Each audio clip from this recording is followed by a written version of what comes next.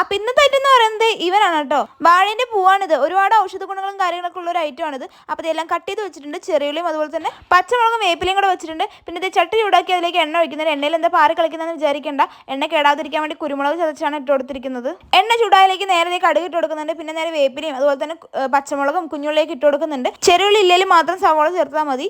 പിന്നെ നമ്മൾ നേരത്തെ അതിലേക്ക് ഇട്ട് കൊടുക്കുന്നത് കുറച്ച് ഉപ്പും അതുപോലെ മഞ്ഞപ്പൊടിയും മുളക് പൊടിയൊക്കെയാണ് ഇട്ട് കൊടുക്കുന്നത്. ഉള്ളിയൊക്കെ ഏകദേശം വാടി ഈ ഒരു പരുവത്തിലായി കഴിഞ്ഞ് പറഞ്ഞാൽ നമ്മൾ നേരെ നമ്മുടെ ഐറ്റം എടുത്ത് നേരെ അതിലേക്ക് ഇട്ട് കൊടുക്കുക. ഇതിൽ എക്സ്ട്രാ വെള്ളവും ചേർക്കേണ്ട കാര്യമില്ല. അതിന് തന്നെ കുറച്ച് വെള്ളം ഇറങ്ങിക്കോളും. അപ്പോൾ നമ്മളത് കട്ട് ചെയ്ത് വെച്ച സംഭവം നേരെ അതിലേക്ക് ഇട്ട് കൊടുക്കുന്നുണ്ട്. പിന്നെ നന്നായിട്ട് ഇളക്കിക്കൊണ്ടിരിക്കും. ഇതിലേക്ക് അരി വറുത്തിട്ടൊക്കെ ചിലർ ഇടാറുണ്ട്. പക്ഷെ ഞാൻ അതൊന്നും ചെയ്യുന്നില്ല. അങ്ങനെ ഒരു 10-15 മിനിറ്റ് അടച്ചു വെച്ച ശേഷം ഈ സംഭവം സെറ്റായി വന്നിട്ടുണ്ട്. പിന്നെ ഇത് കുറച്ച് തേങ്ങയും കൂടി ഇട്ട് കൊടുക്കുന്നുണ്ട്. തേങ്ങയും കൂടെ വരുമ്പോൾ കുറച്ചും കൂടി ടേസ്റ്റ് ഉണ്ടാവും. അപ്പോൾ ഈ സംഭവം സെറ്റായി വന്നിട്ടുണ്ട്. വെള്ളമൊക്കെ വറ്റി ഡ്രൈ ആയി സെറ്റായി വന്നിട്ടുണ്ട്. ഇതെനിക്ക് ഭയങ്കര ഇഷ്ടമാണ്. എൻ്റെ ഫേവറേറ്റ് ആണ് എന്നൊന്നും ഞാൻ പറയുന്നില്ല.